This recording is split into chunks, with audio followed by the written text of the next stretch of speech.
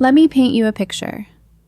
Sunday morning, sunlight slanting through the windows, jazz humming softly in the background, and me, still in my robe, making lemon ricotta pancakes, the kind he always claimed made him feel loved. And then my phone buzzed. It was a photo, no caption, just an image, sent anonymously, of my husband Jason, sitting across from a woman at some wine bar I didn't recognize. Her face wasn't fully visible, but the caption etched in neon pink behind them read, "Love is messy," and my stomach dropped when I recognized the tattoo on her wrist. It was Kira, my best friend, my maid of honor, the woman who once cried with me when I had a miscarriage, who I held when she lost her mom, who shared every holiday with us like she was part of the family. Apparently, she had decided to really become part of the family. The thing about betrayal, real betrayal, is that it doesn't feel like fire. It's ice. Everything slows down. Every sound is distant. And suddenly, your entire life feels like a frozen frame from a movie you didn't sign up to star in. I didn't say anything that day. Not to Jason, not to anyone. I just cleaned up breakfast like a Stepford wife in autopilot. But my mind was already rewinding, dissecting every odd detail I had brushed off for months. Kira canceling plans last minute. Jason's suddenly password-locked phone. That one time I noticed her perfume on his hoodie and told myself it must be a coincidence. Oh, sweetheart, it wasn't. So I started doing what I do best, observing. Jason is cocky, but lazy. He doesn't clean up his digital footprints well. Within 2 days, I had everything. The texts, the late-night calendar invites labeled client dinner, and even a Dropbox folder of shared inspiration files between the two of them. Because apparently, cheating now comes with Google Drive access. But again, I didn't confront him. Not yet. That would have given him control of the narrative. And if there's one thing I refuse to be in this life, it's someone who plays defense when I know how to strike. Instead, I smiled. I kissed his cheek when he came home late. I asked Kira how she was doing and nodded like I didn't already know about her secret Airbnb weekends with my husband. And I made a plan. You see, I'm not the kind of woman who burns down houses. I'm the kind who rewires the electricity so the lights go out right when you think you're safe. So, if you're wondering how I took down a cheating husband and a lying best friend without ever raising my voice, oh honey, buckle up. Because this isn't just revenge, it's a reckoning. The first move I made wasn't dramatic. It was subtle, surgical. I bought a second phone. Not a burner like in the movies, just a cheap Android with no SIM card, Wi-Fi only. I needed it for screenshots, recording audio, and documenting things without the risk of Jason seeing anything suspicious on my regular phone. I started tagging timestamps. Thursday, 9:43 p.m. Jason says he's at a team dinner. Kira posts an Instagram story of a cocktail with 2 straws. I screenshotted everything. I even saved the metadata on images. No detail was too small. And just to keep up appearances, I texted Kira like nothing was wrong. Me, brunch this weekend? I miss you. Her, yes, girl. Let's vent about the disasters we call men. Oh, the irony. She wanted to vent about men? Sure, babe, let's do that. At brunch, I wore my favorite emerald dress, the one Jason always complimented because it made me look expensive. I smiled, I laughed, I clinked mimosas with the woman currently screwing my husband. She looked me dead in the eye and said, I honestly don't think I could ever forgive someone for cheating. That's my one deal breaker. And you know what I did? I nodded and said, same. We even split the bill. I should have gotten an Oscar for that performance. But revenge doesn't just come from exposing secrets. No, it has to be crafted. And I needed Jason to underestimate me, to see me as the quiet, polished wife who didn't suspect a thing. So I started playing the role better than ever. I initiated sex more often, mostly to mess with his head. I gave him space when I even bought new lingerie, knowing full well he was picturing someone else. Meanwhile, I was copying files from his work laptop every time he forgot to log out. See, Jason works in marketing. His firm has strict confidentiality clauses, and I knew he'd been working on a new client pitch, one he had been sharing a little too freely with someone he trusted. Spoiler alert, it was Kira. I found drafts of the pitch deck on his laptop, then matched it to a file Kira emailed to herself from her office account. She had renamed it slightly, but the layout? Identical. Now it wasn't just an affair. It was corporate espionage. They'd gone from screwing around to screwing each other's careers over, and I was holding the receipt folder. But still, I didn't confront them. I kept collecting, kept smiling. Because timing matters. You don't just drop a bomb. You schedule it during the wedding toast. And oh, the toast was coming. But not before I laid the groundwork. I booked a couple's weekend retreat in Napa. Jason was thrilled. "We need this," he said, holding my hand like he was still playing house. "We do," I agreed, my voice warm, heart ice cold. It was going to be our last weekend as husband and wife, and his last weekend thinking he was the one in control. We left for Napa on a Friday morning. Jason packed light, as always. The man could vacation for a week with 2 shirts and a smug smile. Meanwhile, I packed strategically. Neutral colors, minimal makeup, a casual journal I knew he'd never touch. Hidden inside the lining of my suitcase?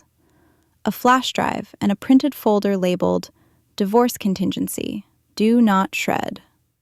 He kissed me on the forehead at the airport like he wasn't already emotionally halfway inside someone else. I kissed him back like I didn't already have enough evidence to ruin 2 careers. We checked into a boutique vineyard resort. It had a rustic charm and enough curated romance to distract him from the fact that I wasn't blinking when he said, "This weekend is about reconnecting." I smiled and said, "I'm all in." Translation? You're going to choke on your own secrets, and I'll be there to hand you the wine. The first night, we did a wine tasting under string lights. Jason talked about his vision board. Yes, he made one last month, full of career goals and intentional growth. He mentioned a possible promotion, which made me want to laugh so hard I'd spit out the Merlot. He didn't know that his little project with Kira had already violated 2 of the firm's ethics clauses. He said, "I've been thinking about the future a lot lately." I tilted my head and asked sweetly, "For us?" He hesitated just a second too long. "Of course," he lied. That night, I let him undress me. I let him fall asleep with his head on my stomach like we were still 25 and in love. Then I got up, stepped into the bathroom, and emailed myself copies of every document stored on the flash drive. Dropbox, encrypted folder, scheduled release. Just in case. The next morning, I went to the front desk and made a little arrangement. I told the concierge that I wanted to surprise my husband with a spontaneous couples massage, but I gave him the wrong time on purpose. I made sure Jason was alone in the room when the resort's guest services dropped off a bottle of champagne with a note that read, "Here's to choosing each other, always. Love, Kira." He came to the spa looking like he'd seen a ghost. I asked him how the room was. He muttered something about the resort messing up a delivery. I let it go. That night at dinner, I brought up Kira. Casually, like we were swapping friend updates. "She's been so busy lately," I said, twirling my pasta. "Haven't seen her much." Jason froze, fork midair. "Yeah," he said, Guess work's been crazy. Funny though, I continued. You know what I realized? Every time you say you're at a client dinner, she stops texting me for about 4 hours. Isn't that weird? He blinked, swallowed hard. I mean, that's probably a coincidence. Probably, I said, and smiled like I was the one lying. That night, he had a nightmare. I watched him toss and turn, then mumble my name like a man half drowning. It was the first time in months he'd said my name like it meant something. Too bad it was already too late. The day we got back from Napa, Jason posted a selfie of us on his Instagram with the caption, "Still choosing you, always will." I stared at it for a full minute before I let out a slow, deliberate laugh. He was putting on a public performance, a man desperately trying to stage a love story while starring in a tragedy he scripted himself. I didn't comment. I didn't like it. I just took a screenshot. And then I messaged Kira. Me. You and Jason should really coordinate your stories better. Would hate for anyone to get confused. No reply. Just the satisfying thrill of seeing the seen checkmark and knowing she probably dropped her phone in panic. That week, I laid the next part of my plan, the Whisper campaign. It started with a private coffee with one of Jason's coworkers, a lovely, slightly nosy woman named Melanie, who once told me she could sniff out an office affair from 2 cubicles away. I didn't confirm anything. I just said, Jason's been acting distant, and I can't help but wonder if there's someone else. She gasped, asked if I suspected anyone. Oh, I could never accuse anyone, I said, stirring my coffee. But you know, Kira's been around a lot. I just hope I'm imagining things. Melanie didn't say anything directly, but her eyes lit up like I'd handed her the golden ticket to the gossip factory. Within 2 days, Jason's firm was buzzing. People notice things when you nudge them. Late meetings, shared Ubers, Kira laughing too hard at Jason's jokes in the break room. All things I had been documenting, and now letting others connect the dots for themselves. And then I launched Phase 2. I emailed the head of Jason's firm, anonymously, of course, attaching a concerned employee note that flagged a potential ethics violation involving confidential client materials and a personal relationship between team members. Attached, a redacted copy of the pitch deck Jason shared with Kira, and Kira's email forwarding it to herself from her personal address. No signature, no trace, just enough smoke to start a fire. I didn't want him fired, not yet. I wanted him to sweat. That Friday, Jason came home late, looking like he'd aged 5 years. Work was insane, he muttered, pulling off his tie. Everything okay? I asked sweetly, sipping wine on the couch. He paused. Just stuff happening at the office, people gossiping. Oh? I blinked. Gossiping about what? He looked at me like he wanted to say something. Wanted to confess, maybe. But cowards never do it when it matters. They wait until everything's burning to scream, sorry. Nothing, he said. Just office politics. I tilted my head. You'll be fine. You're good at navigating lies. He didn't respond, but his hands were shaking. He didn't know that the next part of the plan wasn't just going to rattle him, it was going to ruin her. It happened the following Tuesday. I was at home in my robe, pretending to browse interior design blogs with a lavender mask on my face, when Melanie, bless her eavesdropping soul, texted me, "You didn't hear it from me, but Kira got pulled into HR this morning. She looked like she was going to pass out." I stared at the message for a full minute, then poured myself a glass of champagne at 11:07 a.m. A celebration? Not quite. Just a sip of satisfaction. See, Corporate isn't romantic.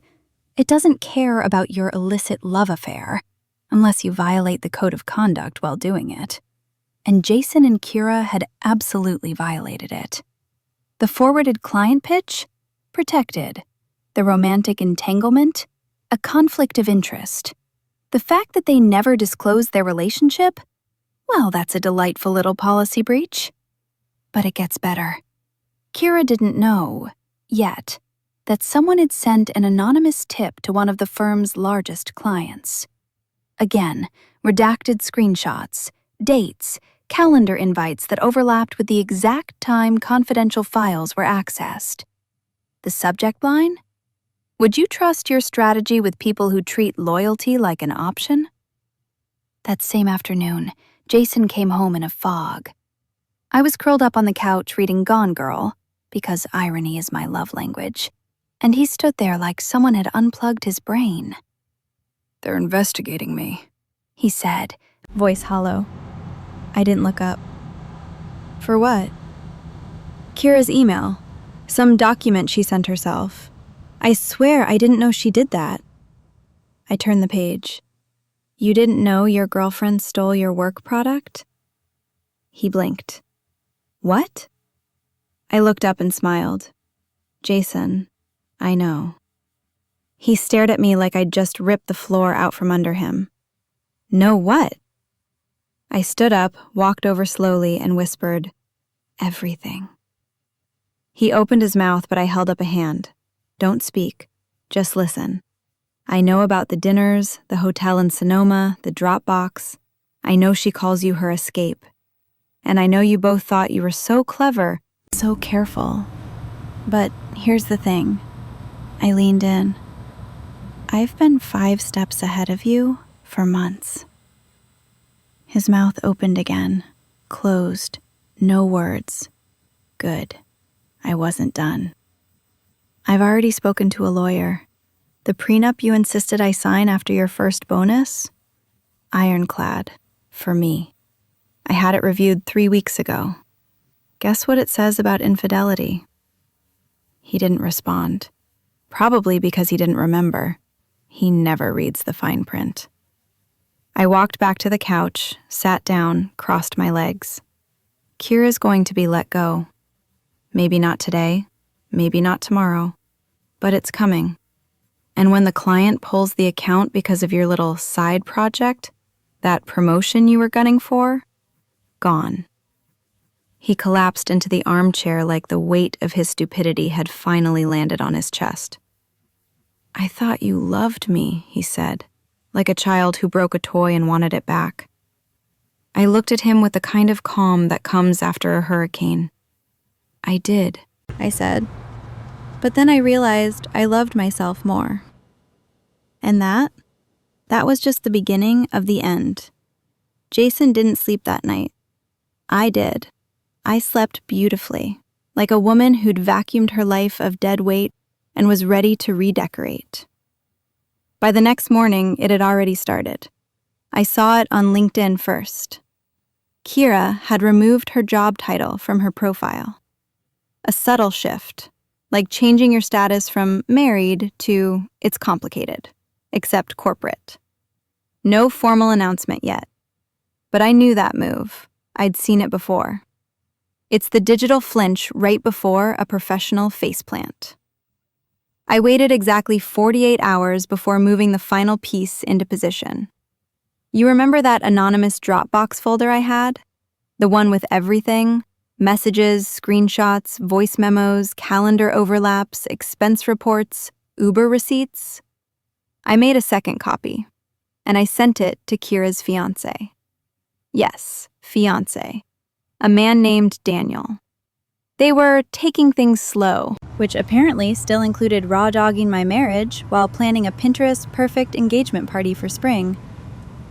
He was a real estate broker, very clean-cut, very image-conscious, which made the attached photos I sent even more educational. I included a message. Thought you deserved the full picture. No need to thank me. We've both been played. H. 2 hours later, Kira's private Instagram went dark. Every post, gone. Her Pinterest boards disappeared. Her LinkedIn went offline. She vanished like a ghost who knew she'd been spotted. Jason came home that night and asked very quietly, "Did you send him something?" I didn't answer. I just turned on the kettle. "He called me," Jason continued. "Said he's leaving her. She's a mess." I turned around, looked him dead in the eye, and said, "Good. She earned it." Then I poured myself tea and started reading a book on narcissism. He didn't speak for the rest of the night. But the next morning, he tried something bold. Or maybe just desperate. He left a letter on the kitchen counter, handwritten, dramatic, full of phrases like, "I never meant to hurt you," and "What we had was real." He even ended it with, "If there's any way back, please tell me. I'll do anything." I left it on the table, untouched, next to a neatly printed document. It was the official petition for divorce, signed, notarized, with a post-it note. "This is the way back. For me, not for you." He didn't come home that night. Fine by me. I opened a bottle of red, lit a candle, and put on Fleetwood Mac. And for the first time in a long time, I danced, alone, in my kitchen, free. Divorce is never sexy. It's not like in the movies where someone signs a paper and walks out dramatically into the sunset. No, it's spreadsheets, bank statements, forensic accounting, and watching your ex squirm while a lawyer reads their financial history out loud, like a bedtime story gone wrong. My lawyer, Monica, a razor-sharp woman in navy blazers and killer heels, was worth every penny. "Let me guess," she said in our first meeting. "He doesn't remember what the prenup says?" "Not a clue," I said, sipping coffee. "He thinks it protects him." She smiled. "It protects you, especially after the infidelity clause. You kept receipts?" "Girl," I said, sliding over the flash drive. "I brought the whole filing cabinet." Jason, like most men who think they're too clever to get caught, hadn't read the fine print. The clause was clear. In the event of infidelity, the injured party retains full rights to all marital property acquired during the marriage, including shared assets and future earnings derived from joint investments. Translation? Mine now, babe. The house? In my name. The joint investment portfolio we opened after my father died? Untouchable by him after the breach. And guess what? Kira's emails to him included one where she suggested borrowing from our joint account for a weekend in Carmel. She even wrote, "Harper won't notice." Oh, but Harper noticed. Harper always notices. She just waits. Jason's lawyer tried to negotiate. Of course he did. "Jason's willing to be generous," the man said, sliding over a laughable offer that included him keeping 60% of the assets. I didn't flinch. I just looked at Monica, who smiled sweetly and said, "That's cute. Let's go to court." Jason folded the next day. Because when you're the one holding the matches and the insurance policy, you don't have to shout. You just let the smoke do the talking. Meanwhile, Kira? She resurfaced. Barely. Someone told me she'd moved back to her parents' place in Marin and was working on herself. I hope working on herself included updating her resume, because every firm I knew in the Bay Area had received an anonymous tip about her ethical lapse. Not illegal, just informative. Jason tried to text me once after the settlement was finalized. Just a simple message. "I miss you. I miss us." I didn't reply. Instead, I sent him a Venmo request for half the cost of the wine glasses he broke the night I confronted him. $87.42. The note read, "For services rendered and trust destroyed." He didn't pay it. Coward. But that's okay. I didn't want the money. I wanted the reminder to sit on his transaction list like a bruise. You can't put a price on betrayal, but you can make someone pay for it. 3 weeks after the divorce was finalized, I updated my name on LinkedIn, quietly dropped his last name, like shrugging off a coat that never fit. People noticed. I started getting coffee invites, not from Jason's friends, of course. They were either embarrassed or too cowardly to pick sides, but from my circle. Women I hadn't seen in months, who suddenly remembered I existed now that I wasn't someone's +1 at charity galas. I always knew something was off, one whispered over oat milk lattes. The way Kira looked at him, not normal. Oh, now you say something? But I didn't bother being bitter. I didn't need allies. I had something better. Clarity. I started building my life like a woman who had nothing to prove and everything to protect. I moved into a sunlit condo overlooking the marina, sleek, modern, mine. I changed the locks, the lighting, and the energy. I even bought a velvet couch in deep sapphire because I liked how it looked in the morning light. Jason always said it was too dramatic. Perfect. I also started a little project, a blog, anonymous at first. It was just meant to be an outlet, but somehow it took off. Women started sharing it, messaging me. One wrote, "Your story helped me walk away from someone who had been gaslighting me for years." Another messaged, "I caught my husband cheating after reading your post on digital breadcrumbs. You were right about the Slack notifications." I wasn't just surviving, I was helping other women win. And then, one day, a woman reached out, a former intern at Jason's firm. Said she'd left because she witnessed how Kira treated junior staff and how Jason acted like a frat bro with a budget. "I always wondered how someone like you ended up with someone like him," she wrote. "Now I know. You were never the weak one, just the quiet one who was watching." I cried for a full minute after reading that. Not because it hurt, but because it felt like truth. Clean, sharp, unshakable. And for the first time in a very long time, I believed it too. Jason, from what I heard, didn't recover as gracefully. The firm didn't fire him, they just iced him out, removed him from key projects, passed him over for the promotion he'd been bragging about. He's now managing internal accounts, which is corporate speak for, "We can't fire you yet, but we don't trust you anymore." Last I heard, he was trying to freelance, but it's hard to get new clients when Google auto-completes your name with ethics violation and unprofessional conduct. Oops. Kira? Unreachable. Deleted everything. Probably somewhere reinventing herself as a lifestyle coach or a wellness expert with a fake smile and a nervous twitch. They always do. Me? I was just getting started.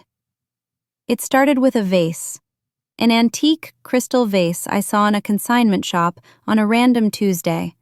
It was heavy, elegant, slightly flawed, a small chip on the lip that made it cheaper than it should have been. I bought it instantly. It reminded me of me. That was the moment I realized I wasn't healing anymore. I was rebuilding. And I wasn't building back the woman I had been before Jason and Kira. No, she was gone, buried under the weight of expectation and compromise. I was building something newer, stronger, more dangerous, in the best way. I took a sabbatical from work, the first real break I'd had in 10 years. My company owed me that much, and frankly, I owed it to myself. I traveled solo to Barcelona, took a language class in the mornings, wandered the Gothic Quarter in the afternoons, and wrote in cafes with chipped tables and buttery croissants. I didn't think about Jason, or Kira, or what they were doing. They no longer lived rent-free in my head. When I came back to the States, I launched my consulting firm. Just me, my laptop, and a few elite clients I actually respected. No more 80-hour weeks or playing nice in rooms full of men who thought my ideas were cute. Now they paid me for every word. Funny how leaving a man who underestimates you makes the whole world look sharper. But the best part wasn't the money. It was the autonomy. I could say no. To clients, to dinner invites, to friends who only liked me when I was the wife of. And slowly, the whispers stopped. The pity looks faded. I wasn't the woman who got cheated on anymore. I was Harper Andrews, CEO, strategist, writer, woman who burned it all down and still looked good doing it. Then, one night in late October, I ran into someone. An old friend of Jason's, actually. We were at a rooftop mixer and he did a double take when he saw me. "Damn," he said, laughing awkwardly. "You look free." I raised my glass. "Because I am." He nodded. "Jason messed up, huh?" I tilted my head thinking about it. No, Jason didn't mess up. Jason did exactly what Jason was always going to do. I just finally stopped pretending it wasn't who he was. He looked stunned for a moment, then smiled. Honestly, respect. That night, I walked home in heels that didn't hurt and a dress I didn't ask anyone's opinion on. I passed my reflection in a window, strong, steady, smiling. It hit me then. I hadn't just survived the betrayal. I had outgrown the entire version of myself that accepted it. 6 months to the day after I signed the divorce papers, I got a letter in the mail. Not a text, not an email, a letter. Handwritten. Like it was 1993 and he thought ink might redeem him. Jason's handwriting, always slightly slanted, overly careful, filled 2 pages. Full of the usual greatest hits. I was lost, I miss us, you were the best thing that ever happened to me. He even threw in the line, if I could take it all back, I would. But here's the kicker. He ended with, I know you probably hate me, but part of me hopes there's still a version of you that remembers who we used to be. I folded it neatly. No rage, no tears, just clarity. I didn't hate him. Not anymore. I just didn't care. And that, my dear reader, is real freedom. I didn't reply. I didn't burn it or rip it into shreds. I just tucked it into the back of my old wedding album. A private reminder that sometimes the person you build your life around turns out to be the wrecking ball sent to tear it down. And sometimes, that's exactly what you need. Today, my life doesn't look anything like the one I used to pray to save. My mornings are slow, my nights are quiet. I take long walks without needing an excuse. My apartment smells like sandalwood and fresh eucalyptus, and no one asks me to make myself smaller to fit inside their idea of love. My company's growing. The blog turned into a podcast. I get messages from women across the country, some crying, some furious, all awakening. The title? The Wife Who Watched and Then Walked. And as for love? Well, let's just say there's a man. He doesn't flinch when I talk about my past. He asks questions and actually listens. And when he puts his hand on my back in a crowded room, it's not possession, it's partnership. But whether that lasts or doesn't, here's the truth. I don't need saving. I am the storm. And to anyone reading this who's still in the quiet part, the part where your gut is screaming and your lips are still smiling, you're not crazy. You're just early. Wait, watch, plan. And when it's time, walk out like the door was always yours to open. Because, darling, it was.